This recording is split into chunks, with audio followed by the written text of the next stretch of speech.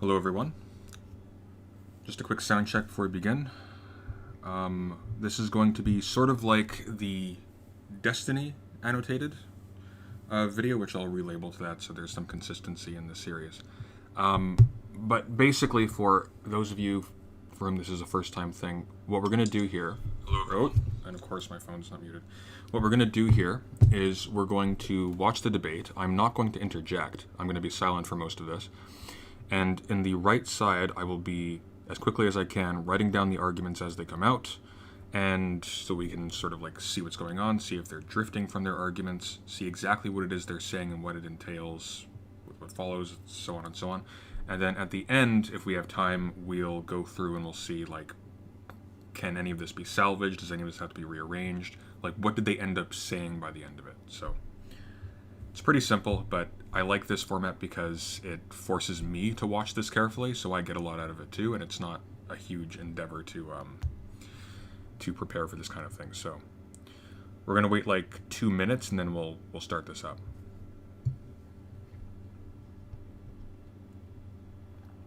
And by the way, after this, at 7 p.m. Pacific time, we will be reviewing King Crocoduck's first two naturalist nuke videos, in which he tries to argue against the idea that science is a social construct. I will be joined by Jelma Bayorn then. So, if you actually want to hear me talk, that's the one to watch. But, yeah. So we'll start in like 3 minutes or so. Oh, and I'm totally not doing this because the Destiny one got me a bunch of new subs. Not at all. I'm not cynical like that. Although that was actually fun. All right. Well, without further ado, let's just get into it. People can rewind this, I think, so no big deal if they miss the first few seconds. Let me know if the audio is good, if you can hear it. I'm going to put it as loud as possible because you won't have to hear me. So 3, 2, 1, go. Calling me on Discord. Oh shit, he's actually calling us? Oh, hello? We're looking for the J. Hello? What? Hey, man. Get out of me. All right. Well, I wasn't expecting this. I'm very glad that you did decide to talk to us. I wasn't expecting this at all. Well, I do like talking to people. I'm a very social guy. All right, what do you got in your mind? I'm a pseudo-socialist, huh? Yeah, you're a pseudo-socialist, man. Like, yeah, I think that your ethical takes are bad, real bad, like, really bad. Like, so let me explain. So, numerous times in the Destiny debate, like, if I'm honest, I think, and this was from an outsider's perspective, I think Destiny's ethics is absolutely trash, and I want to put that out there. I think he's a filthy liberal capitalist apologist. So, I just want to make that clear. So when Destiny's criticizing you, it's not because I'm a Destiny simp. Destiny doesn't understand ethics either. Not that I'm the only one that does. Just Destiny's not very good at ethics, in my opinion. Well, thank you for the opening disclaimer. Yeah. What I was going to say is essentially, Destiny, I think, did show some inconsistencies in your position in relation to personal responsibilities in capitalism. You said that it would be okay to essentially enact roles in capitalism, such as a landlord or perhaps an Amazon CEO. I think that entering the capitalist class as a socialist... I said the former, not the latter, necessarily. Well, you said that it would be okay for an individual to maximize their, like, was it flourishing or freedom within capitalism, and that's a-okay. And you even referenced an individual, like, being a liberal, saying that they should get taxed more, but they're not doing it. And he said that you should. So I said at some point I might have said if I don't even know if I've said maximize at the beginning or if I've been gaslit. But when I said that, what I mean is I think that it is fundamentally morally neutral to thrive within an unethical system, given certain conditions. In this case, for me, the condition would be that the act of opening a new business doesn't actually further capitalism or harm any proletarians. If anything, it has the potential to benefit them, because they need jobs in this system. There's not much we can do about that for now. So no direct harm is done. But aren't you a market socialist? Would you not say that they should, open a cooperative? Oh, sure, I think that'd be lovely. Okay, and then let's say they were a capitalist who, has the starting capital to start the business.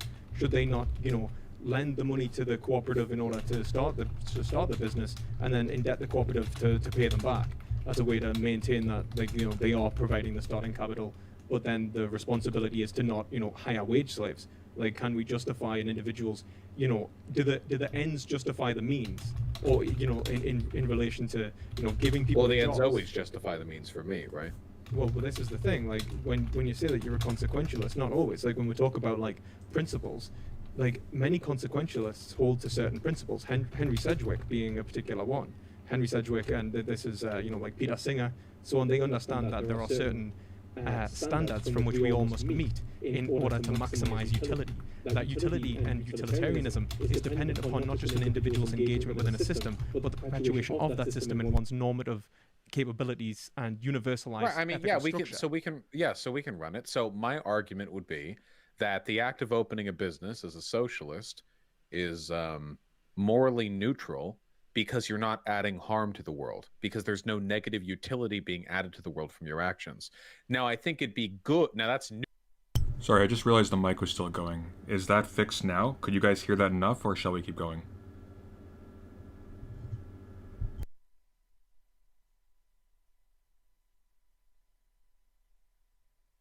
Okay, good. On with the show. Neutral. I think it would be good if they went ahead and made a cooperative, because because I like cooperatives. I like what they do. I think that adds positive utility to the world. I think that'd be a good thing. I think we should encourage those people to do a good thing. I don't think it makes a person a hypocrite for doing the morally neutral action, even if they're a lefty. Why is it morally neutral if, like, say, for example, the business wouldn't exist and hire wage slaves to begin with? Well, because the people who went there to become wage slaves would just go be wage slaves somewhere else were it not for that business. Your addition of that business doesn't increase the amount of wage slavery in the world. Those people would have had to have worked anyway. You're not increasing the dependence the proletariat has on wage labor. You're just providing them another option. Okay, I would accept that to be the case in certain necessary industries. I don't think that necessitates, like, so for example, like, and then again, like, you could also like create you could create a business which had a fairer structure. Like, there's no necessitation of having that, like, that business structure. You are basically abiding by the moral minimum of the state, which we have already agreed is deficient. Well, no, I don't think that it's morally deficient to open businesses. I think that the existence of capitalism is morally deficient. But I think that about pretty much every system. I don't think there's ever going to be an economic system that I think is truly moral. There are always going to be problems with it, as there are problems with being an American citizen and flourishing within this country. If you do well in this country, or if you pay your taxes, you're implicitly supporting the stuff the government does with the taxes, which, depending on your opinions on the military-industrial complex, could be quite negative. But all that added up, there's no additional negative utility being brought about by opening a business. Now, there are instances where something like that could add negative utility. For example, if you're an Amazon CEO, you have so much influence. You're not just opening a business. You have the ability to direct the market. As an Amazon CEO, you have the power to move people towards and away from certain economic designations in ways that regular business owners can't. So in that case, I would say if you have that kind of power, then you should be doing something, because if you don't, the ripples you leave in your wake are going to do harm. But that's not like a regular business. Amazon's obviously a beast in and of itself. Okay, yeah, which I agree with. So what you would say is that an individual's, like, responsibility is directly tied to their power within the system. Yeah, and whether or not their engagement in an action contributes to negative utility in the world. Okay, so, but in terms of, like, your engagement within the system, you could say that, like, an individual's, like, responsibility for the system is dependent upon their power in the propagation within the system. So as an Amazon CEO, you're able to propagate the system in a lot greater way, or undermine the system in a lot greater way. And so your responsibility for, undermining it or perpetuating it is by and large culpable to your power. Like, it's directly related to your power. Yeah, because the more powerful you are as a business owner, as a capitalist, the more likely it is that your mere existence, that your power distorts reality around it. If you're powerful enough, you don't even need to do anything to further capitalism. The mere existence of your industry promotes and bolsters economic structures that you might disagree with. But if you just open, like, a hardware store, I don't think that does. I think that if anything, you're doing a good thing in that case. You don't have the power to direct the entirety of the market or meaningfully contribute harm to the world, which is good. But maybe people in that town wanted hardware. And I mean, it's just, people get excited when a new store opens in their area. That doesn't mean the system's good, but like as long as we have this system. Yeah. So what you'd say is that ultimately, like you're responsible, but would you not say that you're responsible for your actions within the system and the way that it perpetuates? So, like, for example, if I was to, not only hire someone, but then expect grueling hours from them and treat them harshly, like in the way that they do with Amazon, like worker exploitation in Amazon, like very high quotas, like low breaks, like absolute exploitation. Yeah, I would agree that one ought not do that. I would say that's a moral negative. I Okay. don't know how exactly you would quantify the line, but I would say that if you're engaged in exploitative business practices, not like exploitative in the surplus value sense, I mean exploitative in the more traditional sense.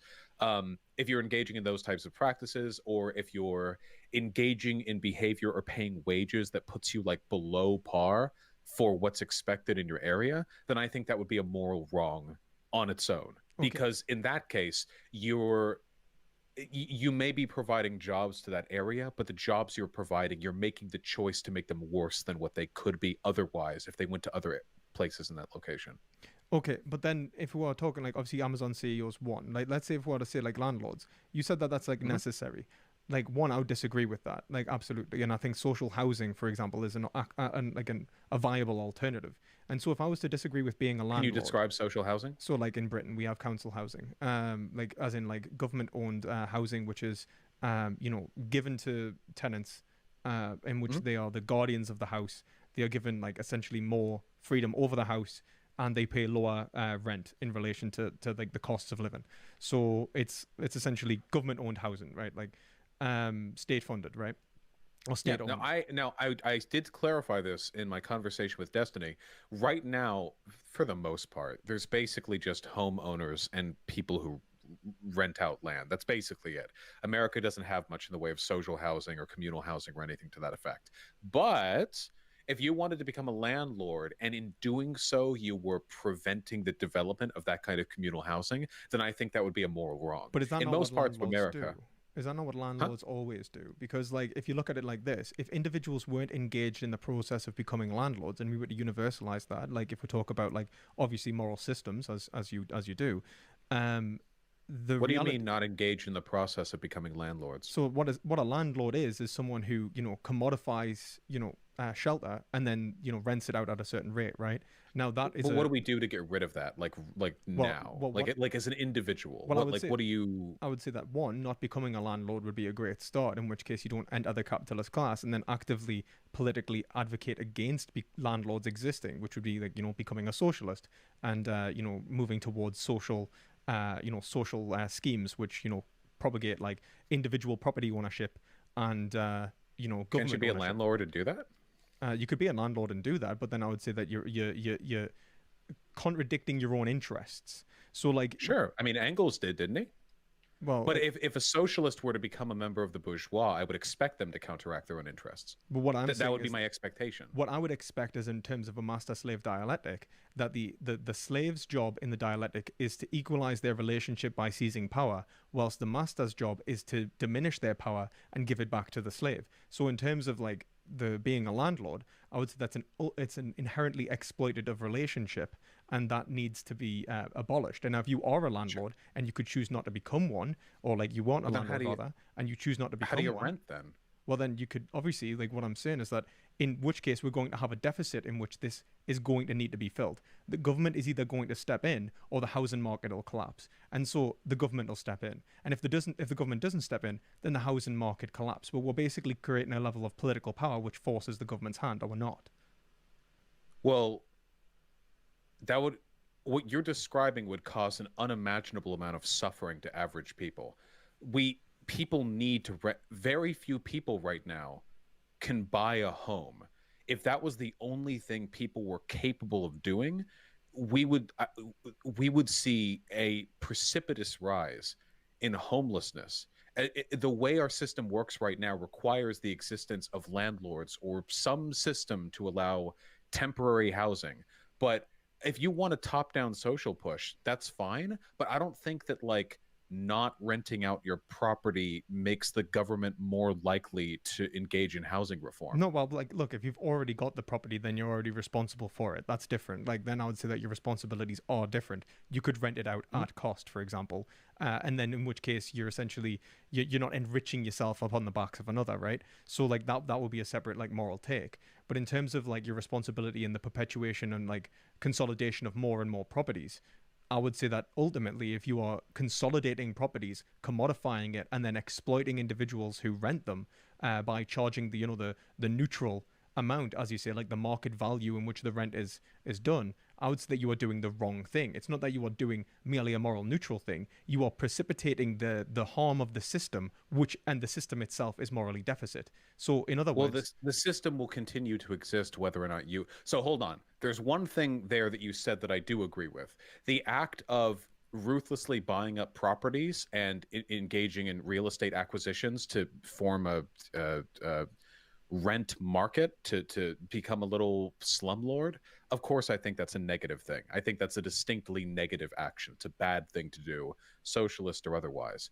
But if you just have a property and you want to rent it out and you just rent it out at standard fare, I consider that a morally neutral action. It's something that but would have why had to would have happened anyway why because would the system standard relies. fare be a morally neutral action? Why would that not be morally deficit in the same way that you would be engaging in the system, which is morally deficit? So if you're responsible for your power I in don't the think system, engaging in the system is morally deficit. well, you said that we have our in relation to the power of the system, our moral culpability is relation to in proportion to the relationship in which we have power, right? Like our responsibility is directly in relation to power. So if we are capable of, lowering rent, so by undercutting the market, we can actively affect rent prices in that sector. So why aren't we doing it if we are charging the minimum? If we are charging the standard, all we are doing You is should do it. perpetuating that standard. Exactly. So I would say that you are doing the wrong thing if you are charging the standard, not that you are simply doing the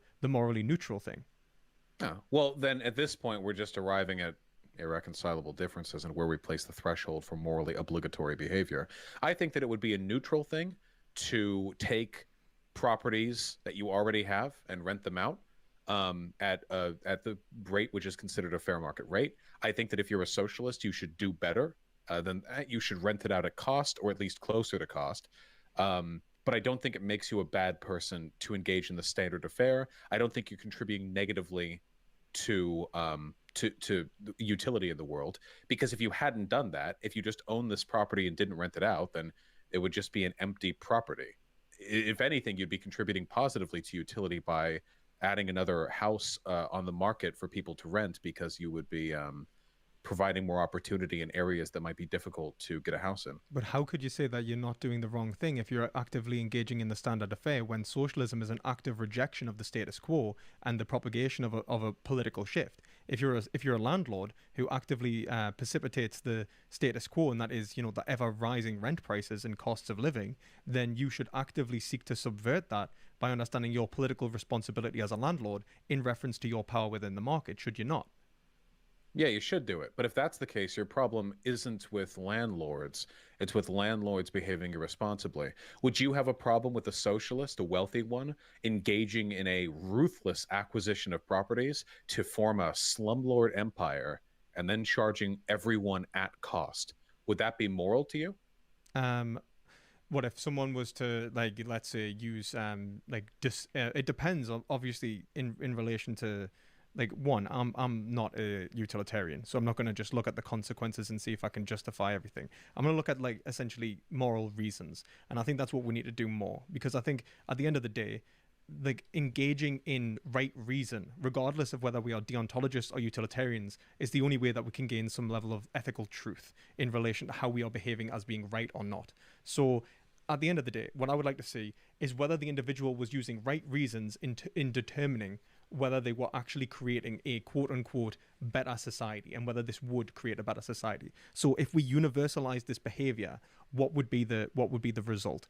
In relation to the slumlord, I strongly disagree with the premises with which you're coming at this, by the way. I don't buy into the categorical imperative. Oh, I don't well, think we judge the moral worth of actions based on the universalization of those actions. well, it's not about the universalization of those actions in just in terms of a categorical imperative. It's about the right reason in relation to those actions, which is even if it's utilitarian or not. Like, so for example, I'm not a deontologist. Absolutely, I'm a Hegelian, so that means that I'm actually a combination of deontology and consequentialism.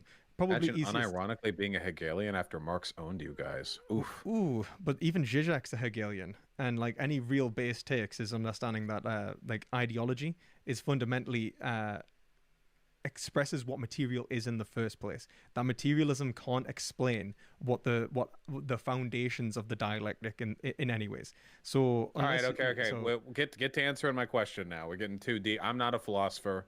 yeah, I can only engage with it on a surface level. I was gonna say, unless you want to start debating on, something to do with idealism and materialism, then we're gonna go like on a sharp sideways tangent, right? But like at the end of the day, right? Like what I'm saying is right reason is fundamental to all ethical discourse. Now, one of the things I hear you say all the time is essentially like you're a pre-supper in relation to ethics. Now, that I don't even think presuppositionalist. Someone who believes that they can assume what is, or state a moral axiom from which they are attempting to maximize, that they get to choose the foundations of their moral system. You mean like I get to decide the axiomatic beliefs that I believe society should be directed towards fulfilling? So like you get it, it's not like not necessarily the axiomatic, but it's like first, like when we talk about axioms, like we would be like so like foundational first principles, where would you derive them in terms of ethics? So like axiomatic beliefs? I just want to make sure we're using the same term. First principles are axiomatic beliefs, right?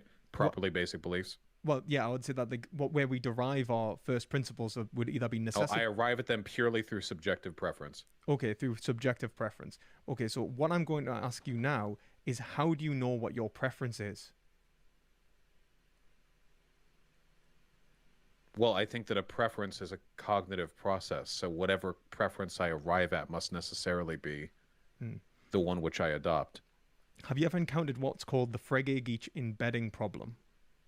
We are very, very far beyond my my realm of expertise here. No, I have not. Okay, that's absolutely fine. The Frege-Geach embedding problem is essentially a take that's built upon what's called Wittgensteinian language games, in which we understand that language can only exist in a common domain, right? That private language cannot exist. And so when I talk about something that is private, that I cannot speak about that which is private, but more so that in relation to argumentation, if I am talking and referencing something that is private, I can't know what I am talking about except from my current interpretation of it. So if I say, this is a chair and that is a table, and what I'm referencing is a purely private object, quote unquote, and not something common, then I go back, I'll have no way to know whether I'm interpreting it the same way as I did before. And so the standard is always my interpretation. Yeah. So but if we wheel it back a little bit, what does this have to do with you answering my devastating question? Okay, like sorry, wait, John. Like what I was trying to say is in terms of like first principles, and you said like, look, you don't like where we're wheeling it back to, because you made a point about essentially like I don't agree with the way that you're approaching things in terms of the categorical imperative, and then I started talking about. I asked you, would it be moral for a ruthlessly capitalistic socialist to invest and save up a bunch of money and then buy a bunch of properties and get a little rentier empire, but then to rent out those properties at cost, or maybe just a little bit above at cost? Would that be unethical?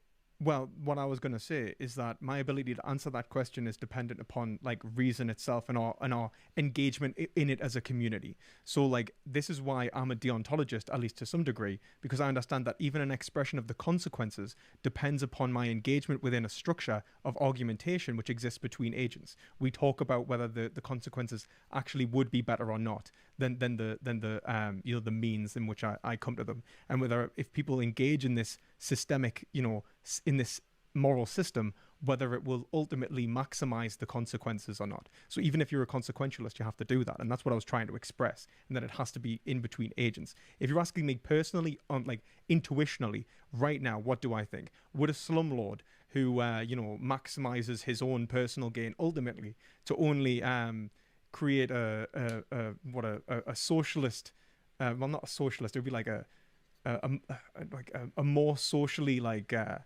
valuable scenario. I would say that there are like two kind of caveats to this. If he uses means in which we say is justified in relation to creating a certain moral end, would those means ultimately produce more harm than good? Like, what institution is he engaged in and maximizing?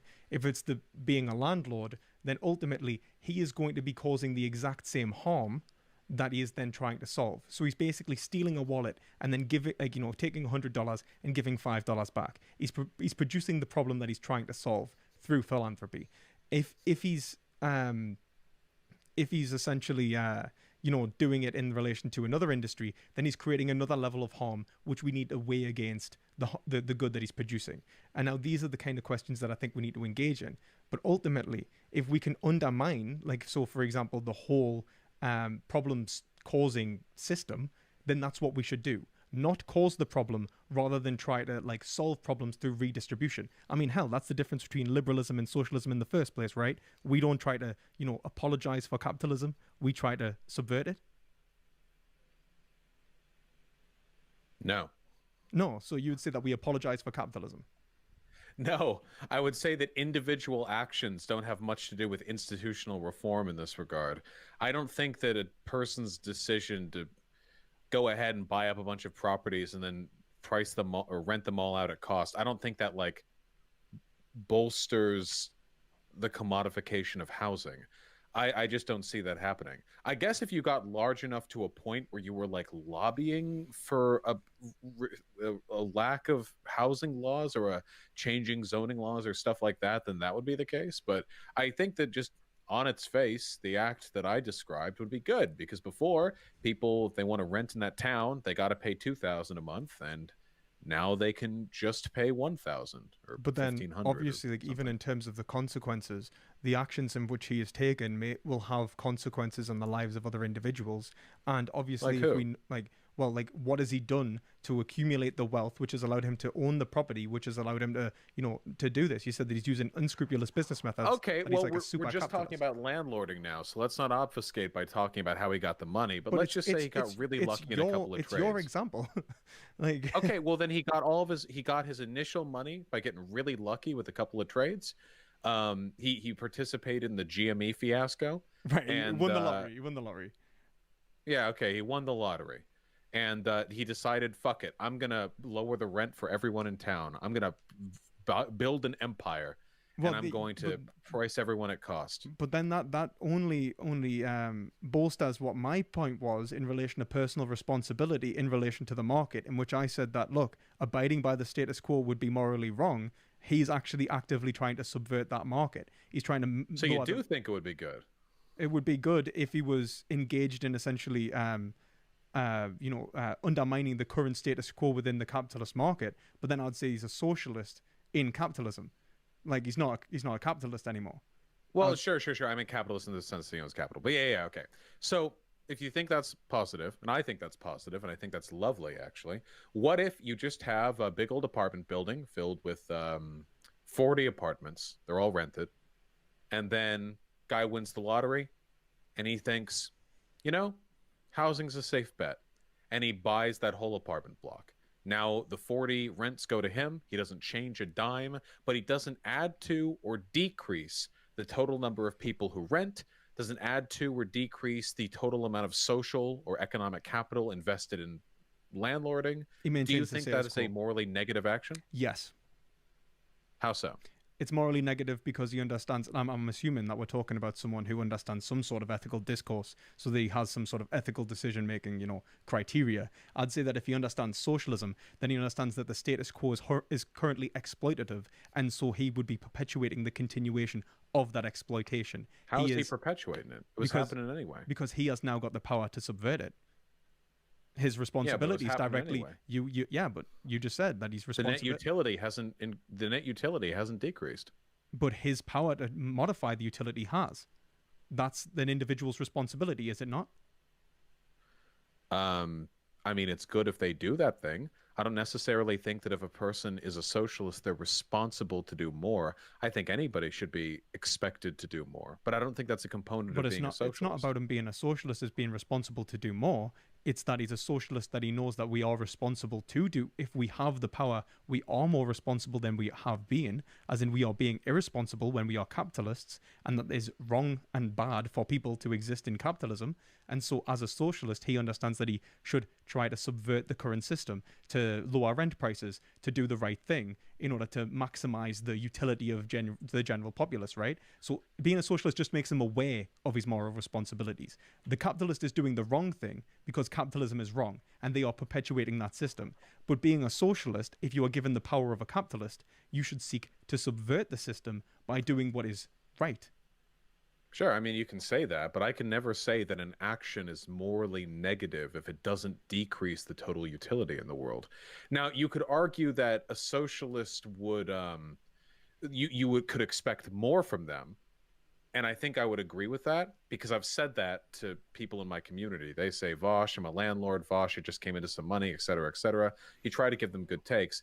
But that's not me saying that this is now morally obligatory behavior, because to do so would be to suggest that I would impugn a person for engaging in an action which carries no negative utility, which would be a disruption of what I believe. That's not true. One, there is definitely a utilitarian take in this in relation to principles, as principles themselves hold utility, and so the perpetuation of principles which hold people to a higher state of moral standard ultimately increase the consequential outcome. So if we were to say that socialists have a higher standard than capitalists, which they do because they understand what they can do, or that individuals that have power should act upon that power, then they can overall change the standard of society. And so by telling people that they don't have a responsibility to do anything but maintain the status quo would be absolutely wrong in relation to utilitarianism, because it would negatively impact the utility.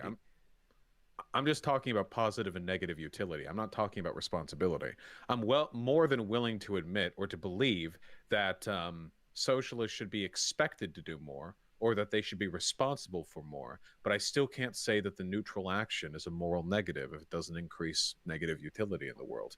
If you want, I mean, maybe this is like a definition or a semantics parsing kind of thing, because I feel like we're ballparking in the same direction. I think, like, if I had a socialist friend who was a landlord, I would probably lean on them to do good with that responsibility if that was at all possible. I guess I'd do the same if it was a capitalist friend too. Well, I would expect more from a socialist, I suppose, because they would know why my arguments were prescient. But I still couldn't say that them deciding not to would be it just doesn't fit with my principles, you know? It's like it's morally neutral. It has to be if there's no negative utility. But there would be a negative utility of someone who, like, you know, if socialists didn't engage in like higher levels of activity when they gain power, because then it would always perpetuate capitalism, and so we would never see the removal of capitalism, which would be of negative utility. Well, that would just be that you could accrue additional positive utility by encouraging socialists to act in more responsible ways with situations like this, which I agree with. But there's a difference between we need to encourage socialists to contribute more positive utility, and socialists are engaging in negative utility when they do X. Like, you know, like one. It's a difference that means something to me. I think we're gonna disagree on that, which is fair enough. Except, what I want to understand when we talk about, like, you know, when you say the words good, bad, right and wrong, responsibility, you know, all these morally loaded terms, what any of that means, because it seems to me that there was a point in the conversation with Destiny, and I'm not gonna lie, I got so fucking triggered, and because I'm a vegan, I want you to know that I'm a vegan. I'm 100% a vegan. I know you are. Yeah, and the reality is that I see an individual's responsibility within society as being directly proportional to their engagement within a certain market environment. So if they perpetuate that market, they are doing wrong. Like as you say, like if we make the markets bigger and we employ more wage slaves that would have otherwise not had to be employed, or we lower wages or whatever, and we actively engage in that, let's say we start we start enforcing like higher rents, we are doing something wrong, right? We are making the markets worse. It's the same thing with consumptive habits, right? We have a monetary vote, and we can, and you actually accepted this in the Destiny debate. Your argument against Destiny was that when Southern Americans were buying slaves, they were only being bought, they were only being brought over and enslaved because there was a demand for that, right? That people were purchasing those slaves. But then numerous times, if nobody was buying the slaves, then they wouldn't go through all the trouble of bringing them over the Atlantic. 100%, right? I completely agree. Same thing with animal agriculture. And that numerous times, every time a vegan has debated you use the words "no ethical consumption under capitalism," which is absolutely wrong and unbelievably irresponsible. Wait, so do you think that like people are bad people because they buy clothing from corporations, or? I think that if we can buy clothing in a way that was non-exploitative, then we ought to buy the clothing which is non-exploitative. So our I market. don't think anybody lives to that standard consistently. We all engage in the petty conveniences of but capitalist even if we agreed that individuals do wrong things, that doesn't mean that the standard doesn't exist. Like, it's still a moral standard, even if everyone was doing the wrong thing. Like, even if, let's say, everyone is buying iPhones when we know that we shouldn't all be buying iPhones for an environmental reason alone, like, then yeah. But then look at it like this. If an individual, like, it acts as a wage slave, right? Like, let's say, like, with iPhones, like, the slavery that's produced to, make iPhones. Like, what I would say is that certain levels of technology are necessitated for normal living, at least in society today. The problem is any conversation on this is going to be unbelievably arbitrary. Like which types of buying unethical products does more harm. I think these conversations tend to be unproductive because people are always going to be invested in defending the types of things they engage in. People who don't own cars are going to be really hard on people who do, but then people who do own cars are going to be really hard on people who, buy inorganic cleaning supplies and so on and so forth. I just think it leads to a lot of dick measuring. If we want to talk ultimately about like consequential harm, then you know what? I will update my terminology for your sake, because I think that you're correct in this respect. Purchasing meat, I want to be clear about this. Purchasing meat, dairy, et cetera, purchasing anything under capitalism, basically, though especially animal products, contributes negative utility to the world. There is positive utility, because as much as this sounds like a cop-out, eating a steak does contribute positive utility to the world because it's tasty. That is a real thing. But probably doesn't outweigh all the fucking animal torture. So there is negative utility there. That is true. However, I don't think morally impugning people for participating in these economic systems is generally very effective. Really, because I think that discipline's incredibly effective, for one, and two, like, I think that what we are talking about is the implementation of certain principles which would ultimately improve the utility. So if we created certain standards from which to expect of other individuals in society and hold them to that standard, then we ultimately perpetuate the highest amount of utility. So I don't see why as a utilitarian you would argue against that. Because there are because first of all, then all of us would be bad people because we all participate in some kind of unethical economic consumption. So if you want to argue, then all of us are engaging in bad behavior and we should disincentivize it to the greatest possible extent, I would agree with you. My criticism is when vegans get super fucking head up their ass and act like they're the only people who engage in ethical consumption and that everybody else is a bad person. Not that I, as a utilitarian, give a fuck about designations like good or bad person. I don't even know what those things mean, really. But when it comes to people's behavior, what really bothers me is the inconsistency. I think it's better if we broadly encourage people to cut back on harmful or unethical types of consumption rather than acting as though vegans have like a third eye that they've opened and they're the only ones who can see the truth of the matter and that everybody else is like a fucking Hitler times 12. Okay, for perpetuating the animal so then holocaust. you would you reject then your saying there is no ethical consumption under capitalism? Because that's what you said like look, if you're saying that like we should all disincentivize Well, certain well, like there kind of isn't, right? I mean, there are some places you can get ethical production from, but they're but pretty like few and far you could yeah, between. but there is like varieties of like negative utility even from a utilitarian standpoint. So I could say that look, the amount of harm perpetuated from animal agriculture is by far greater than the amount of harm perpetuated by like I don't know something like purchasing like I don't know a banana. So like that's measurable in terms of utility, and that's essentially how you would engage with ethical actions in the first place, right? You said that you don't understand personal responsibility, but of course you do because Wait, personal what did I like say? I don't understand personal responsibility.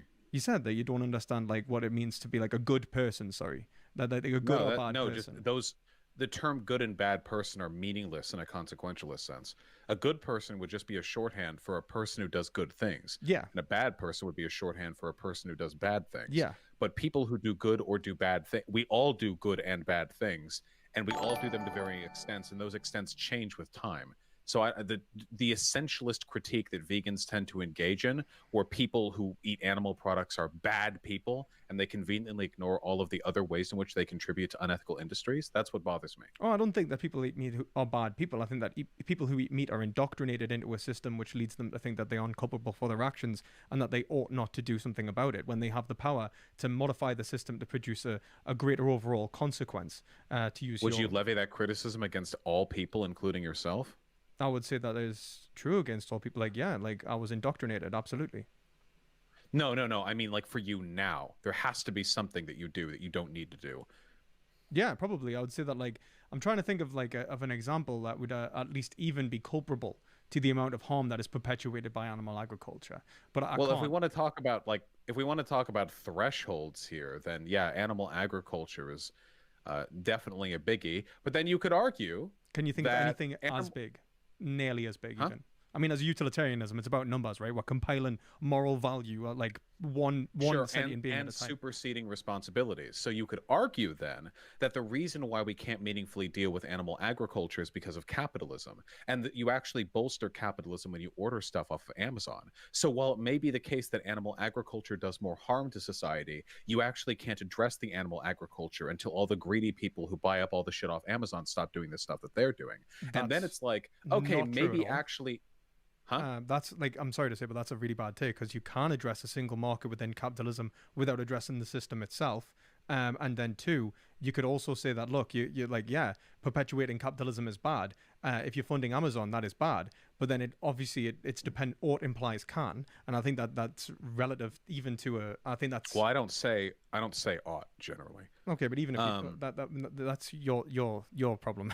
That's, ought will be my problem, you know. But essentially, like if ought implies can, which I would say it does, like if your ability to, if you should do something, you have to be able to do it. Then if you can't help but participate somewhat in capitalism, then you aren't responsible for the minor amounts of participation. Like how far you propagate that system is what you are responsible for, which is essentially my okay, point about landlords. Like if you're a tenant, you are enriching landlords. It just so happens that you are promoting landlordship. You know what I mean? You are actually promoting people owning and commodifying property. Now that's a negative, but you don't have a choice. You are economically coerced into that because you are the slave in the master-slave relationship.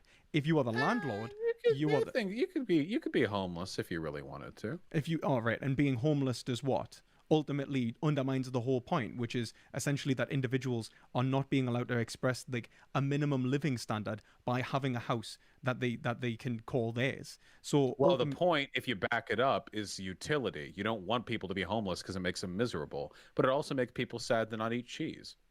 well, I would say one, it's about subjectivity and its expression in terms of the freedom of the individual, which I think is a much better benchmark. But if you talk about like let's say utility, yeah, like cheese might promote positive utility, but it's nowhere near the negative utility of the consumption of animals in slitting their Well, throats, no, I mean, and it's the the same with world is homelessness. literally It's burning right now yeah, with but it's climate change literally the perpetuated same. by global But you've capitalism. literally Maybe just the ethical. disproved Wait, your analogy to homelessness because like you could choose to be homeless, but then by doing so you'd be producing more negative utility. So you are coerced. Well, you'd be on an producing. ethical. Well, hold on. You'd be producing more negative utility for yourself. Maybe if everyone just decided to go out and rough it in the woods, sure, they'd produce negative utility for themselves, but they would destabilize global capitalism to the extent that it would no longer be possible to perpetuate global warming to the extent that we do now. Okay, but the whole point of it being a system in the first place and a political action is it only destabilizes once a collective group of individuals gets involved and a certain like threshold of individuals chooses not to participate. Landlords can't exist because there's no tenants. Oh yeah, that's absolutely true. But then obviously then you've made a massive homelessness issue, and so the negative utilities increased anyway, directly proportionate to the political advocacy of those individuals. So Yeah, which but you is only it? have to do it long enough to end capitalism, and then you can go back to living in your co-op houses afterwards. Well, one, like you've already like homelessness could kill you by that point, and two, that's like absolutely not comparable to someone avoiding meat, dairy, and eggs. Do which you causes understand them the argument that I'm making that this all feels incredibly subjective? How This does is it what feel? I mean about vegan. Where's Wait, the this is what I mean subjectivity? about vegans. Wait, hold on. This is what I mean about vegans, dude. Okay, vegans are You're correct, by the way, that when you purchase animal products, you contribute harm, and that we shouldn't do that. That's correct, and I've always said that on stream. I've always agreed with that. The problem that I get is when you get incredibly condescending to people who don't align on this specific take, but then you're incredibly permissive and defensive of every other type of commodity engagement. That's the thing that bothers me. If you came over here like a fucking Chad with your massive fucking cock and balls hanging out, and you were like, yeah, I'm actually talking to you right now with Wi-Fi I'm leeching from a library using computer parts that I assembled from a dumpster. I don't buy anything from the system. All people must maximize collective utility by living off the grid. If you did that, then I would have to say, fuck.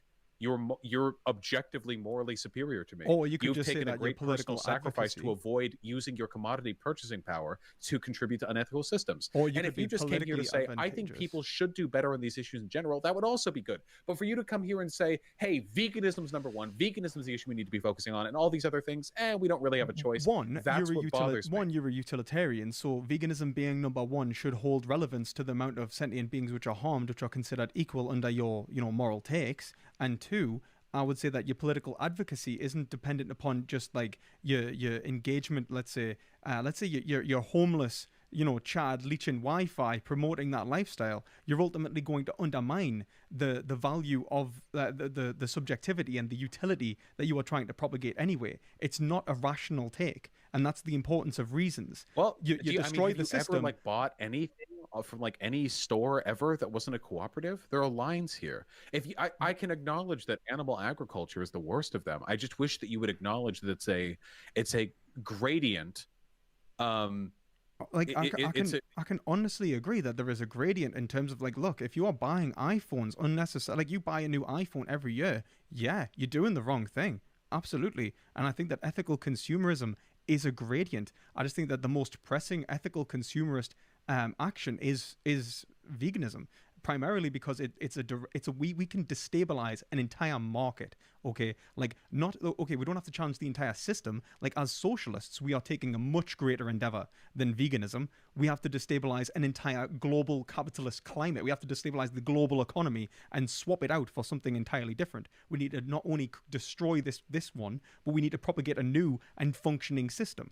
All we need to do in veganism is stop animal agriculture, which is already not profitable, which propagates the suffering of countless trillions of animals, if we include sea life, and ultimately is entirely unnecessary. Again, this is what I mean. But you still haven't acknowledged it. Well, I did acknowledge it. I just said that there is a variance. I just said that that veganism is the most pressing one. Clearly. But then you preached. So can we acknowledge then that there are many. How could you say that it's preaching? I just want to say, how can you say that it's preaching when you're a utilitarian and you expect that individuals have a right to life or a value in their experiences at least? That's what I mean. Why would you say that it's preaching? That's what I want to know. I've never talked to a vegan who didn't give me the speech. I think that animal lives carry inherent moral right. I've always believed that. If I didn't, I wouldn't advocate vegan ethics. But it's always like I say the same thing. I always say I don't like the fact that vegans completely ignore all other ways in which commodity consumption can be unethical. They just dive bomb veganism. It's really hypocritical. But I didn't do that. And then they say, huh? I didn't do that. I said that there is all forms of commodity, all forms of commodification can be exploitative, and we should engage in relation to how much power we have in the market. And I've been incredibly consistent upon that point. I just said that we have the most power on veganism, and it's the worst one. So in what way have I dismissed your position in terms of capitalism? I'm a socialist. I feel like, especially early on in this conversation, you definitely tried to circumnavigate the accusation that this is something that could be equally applied to a bunch of different fields. That was definitely an impression that I got initially. No, but I mean, if we want to talk past that, which would probably be preferable.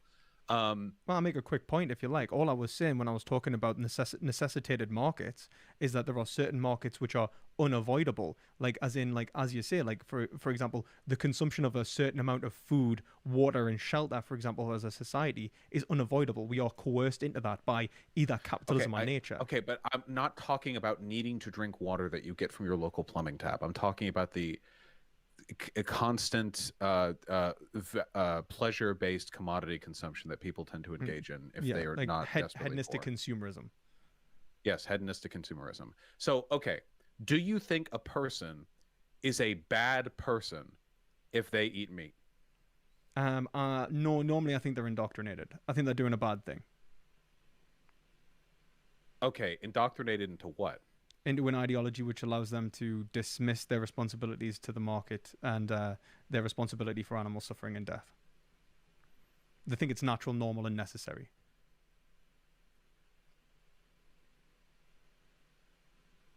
Okay, and what if a person thinks that, like, slaughterhouses are cruel?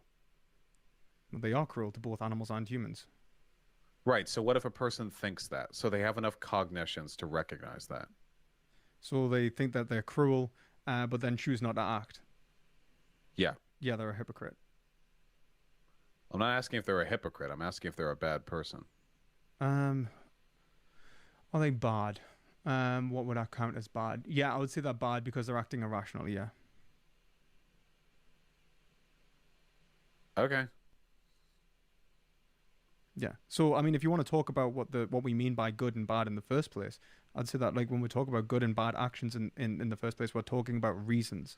And I'd say that that has to be grounded. This is why I was leading to the Frege, Geach, and Bedin problem, because I think that your ethics is ultimately so ungrounded that your interpretation of what good and bad at any given point determines what you would say is good and bad. And since you always what say have I said that's ungrounded? Well, like the words good, bad, right, and wrong, every time you say them are ungrounded.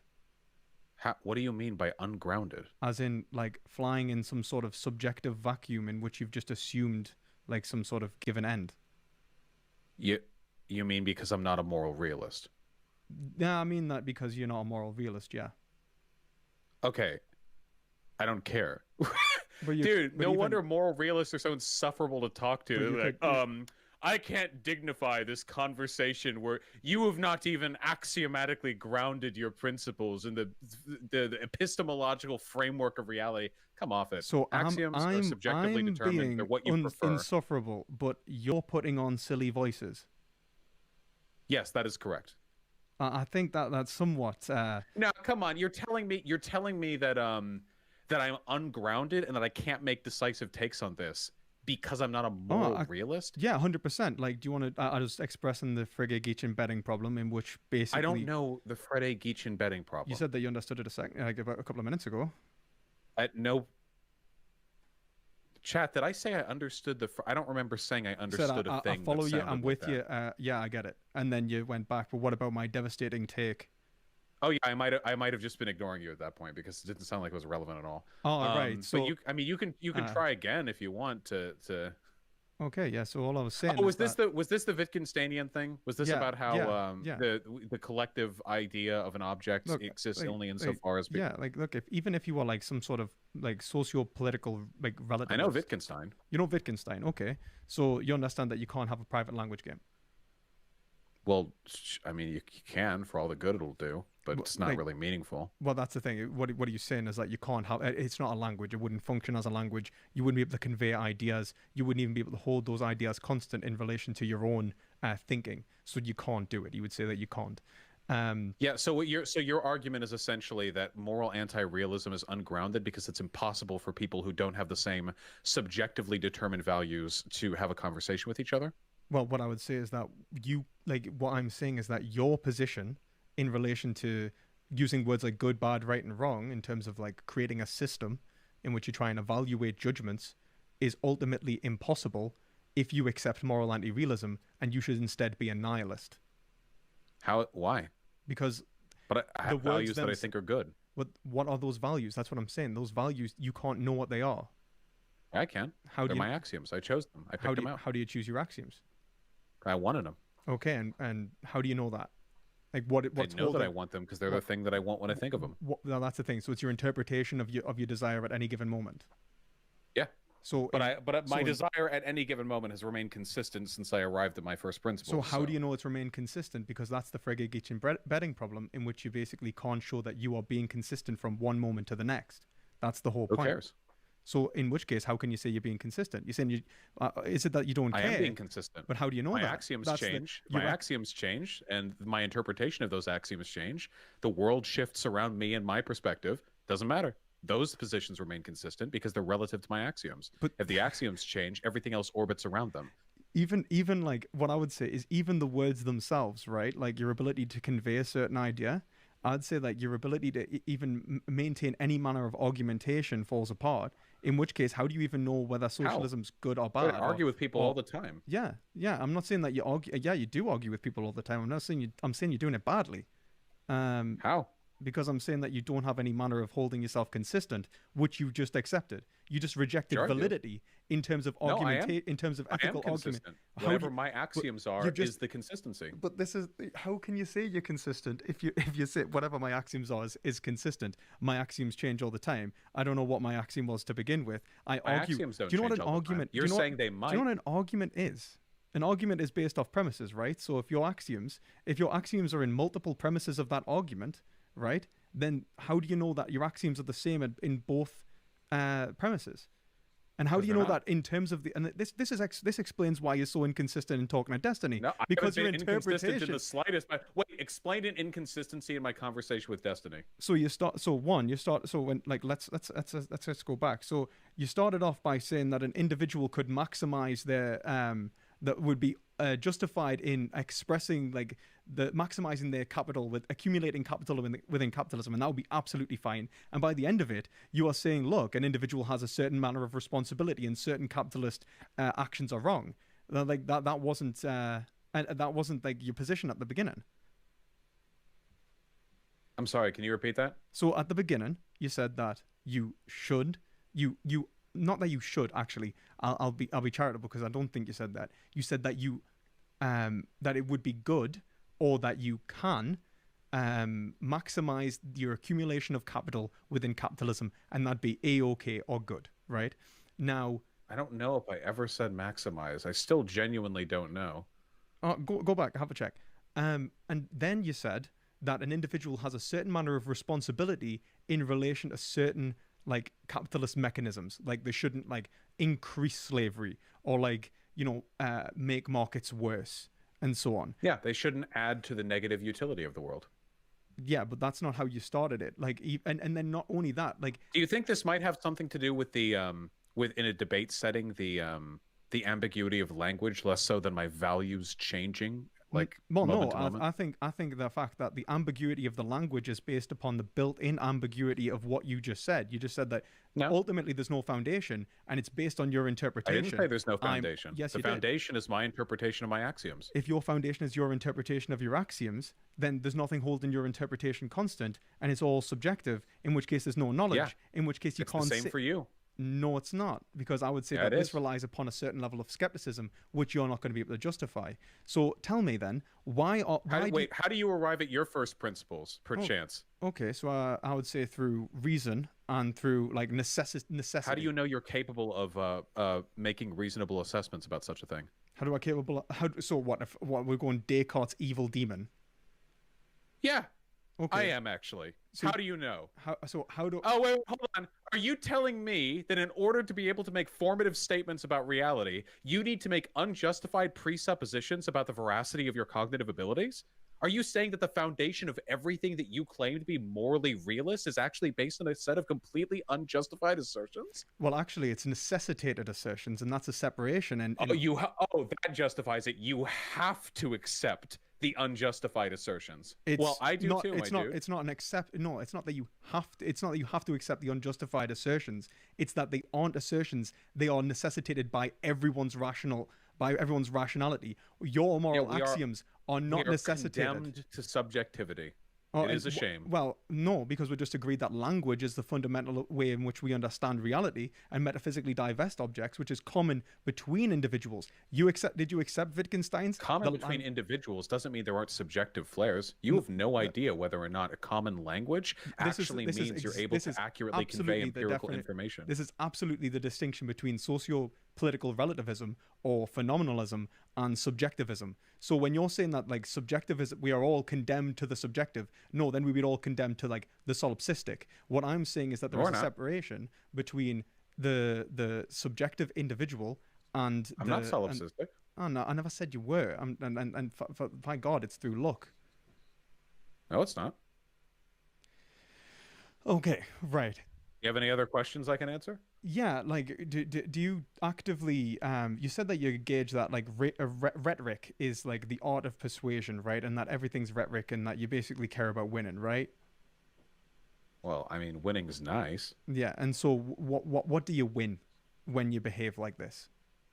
Like how I currently am? Like, in terms of choosing... I have no respect. Sorry, after my convo with Rem, I have no respect for snobby moral realists coming in and telling me that I can't make arguments because I'm a moral anti-realist. When from my perspective, you're the one deluded about the objectivity of the presuppositional beliefs that you assign. So it's incredible. I would never, by the way, talk with a moral realist and say, actually, all the arguments that you've made are based upon a completely unfounded set of certainty and a set of principles which you falsely believe to be objective. Yeah, I would never be condescending enough to open an argument that way. You were the one who breached the veil, my friend. No, I completely agree. You would never go so far as to say that a moral realist is making unjustified claims in relation to reason and logic. But I would probably argue that was because you have your limited capacities in terms of philosophy. It's probably because you got a sociology degree, right? Like, I think I'm doing okay so far. I don't like moral realism as a position. All the moral realist arguments that I've read, and I have talked with philosophers because after my conversation with Rem, a bunch of PhDs reached out to me and had some really interesting conversations. I'm a PhD student, and I, honestly, and when we look at PhDs in philosophy, most of them are moral realists. Yet you say, "Oh, they're deluded." I think they're wrong. Yeah, I have my own position. But then, look, like that would be fair enough. And by the way, all the moral realist arguments that I've heard rely upon the assumption that people have a fundamental shared set of values that are kind of inherent to the human experience, which has never sat right with me.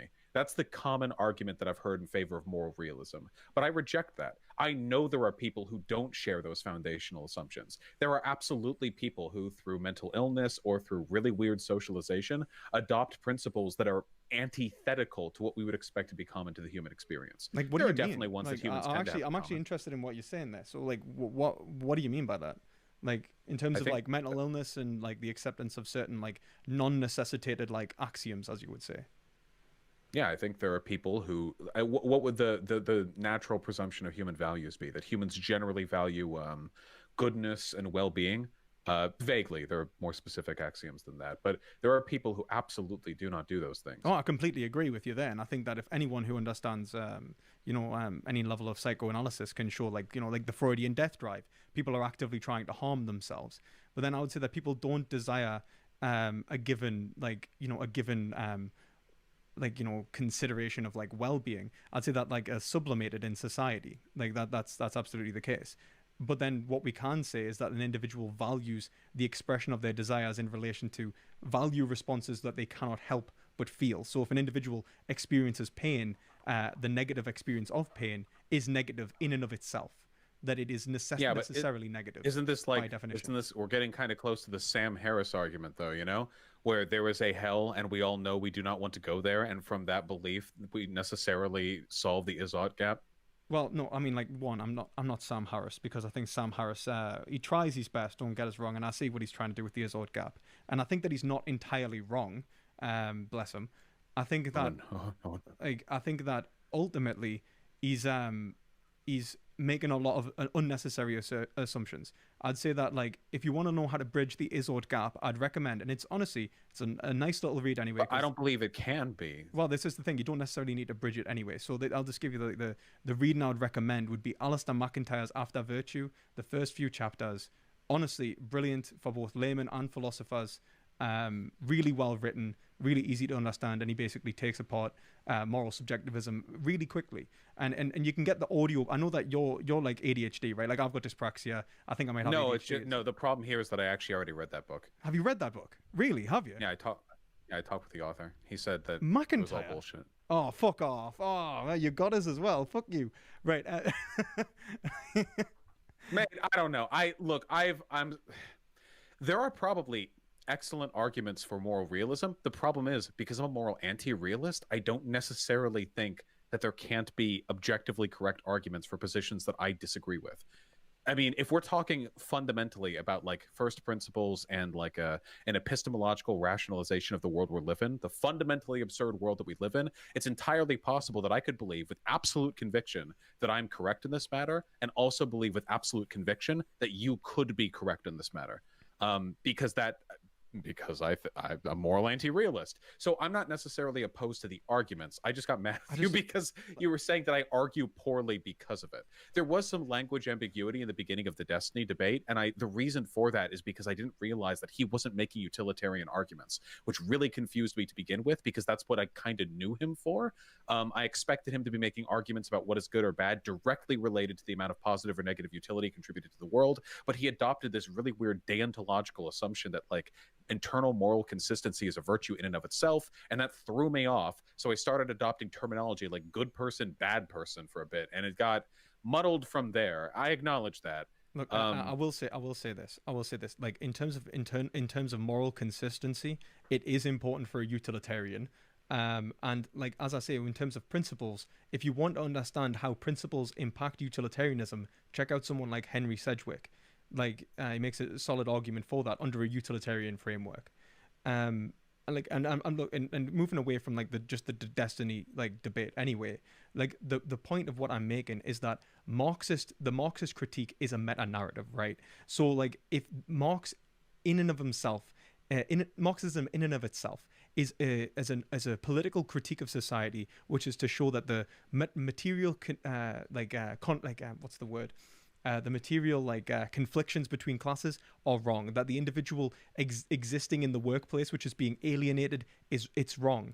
That's like the fundamental point about it, like that alienation is in and of itself bad, and he's making an ethical claim. And so, as an anti-realist, if you're going to say that like none of this exists and you enter like postmodernism, you legit become like a postmodern neo-Marxist. Now, I don't want to meme you, man. I don't think that like Jordan Peterson's right on the postmodern neo-Marxist like line of thought, but like no, but I do disagree with Marx on that perspective. I do think that Marx is condemned to modernism in many respects, and that a single narrative can't accurately describe the totality of human experience. And I do think that the way that he made assumptions, well, actually, I disagree. I don't have a problem with people making assumptions about what is right or wrong based on their own axiomatic principles. I also think that alienation is wrong, but I acknowledge that that's only because I have a subjective set of principles that I only can justify through sheer personal preference. I personally want people to be happy because that makes me happy. It all boils down to egoism at the end of the day, right? But I can't justify it beyond that. I find that if there are people who disagree with very fundamental beliefs like human beings should be happy, they're probably better locked up in an insane asylum. I mean, what do you do to debate those people, you know? Well, this is the thing. Like, when you say like it boils down to egoism, that's something that I could like more akin agree with. Like, that people are fundamentally like necessitated to value their own desire and how they engage within reality. Like, absolutely. But then why would you say that egoism is built upon some sort of like moral anti-realism? If you say that we have, I don't think it has to be. Then absolutely. Then why don't you go from egoism to like, even if you were taking an enlightened egoist position, that's an objectivist take. Like, the reality is that if we are necessitated to agree with logic, which I think we are, like, I don't think there's a way around that. And then if we ask what else are we necessitated to do, and it's value our own subjectivity, and then if that's the case, then we can build a system off those two things that's objective and will not fail in relation to the Izod gap. So, Yeah, but it's objective, so it's cringe. oh, Also, I don't believe in it. I think that I act necessarily out of self-interest. If you wanted to, you can make the argument that everyone always acts out of self-interest because the only thing anyone ever can do is the thing they want to do. yeah. If you get really reductive about it, I mean, even if somebody holds a gun to your head and says you have to do X, at the end of the day, if you do X, you did want to. Oh my God. Sorry That about was that. quite loud. I know. Sorry, I don't know why that's on. I tried to mute it No before worries. actually. If you do X with a gun to your head, you don't want to do it, but if you did it, you did want to do it because you did it. And if you didn't want to, you wouldn't have wanted to. The term want is a little bit ineloquent in the context Well, I of think like, that's actually legit, and that's like a Hobbesian claim. You can only desire, like, you always desire what you desire. But then when you enter first order desires, I would say that's absolutely the case. It is the case that you desire like ice cream, or it is the case you desire not to like be shot, you know, when you do that sort of thing. The point of ethics is engaged on second order desires, like the evaluation of whether your desires are expressing what you actually desire against like what end goal you are trying to achieve, or what is common between the system of drives. And that's Hegel, like understanding that you have a system of drives that we all do, that we need to evaluate it as a collective, understand the value that we are trying to seek, and then ultimately Jesus fucking Christ, I don't know how to turn that off. I'm just gonna like fucking shit.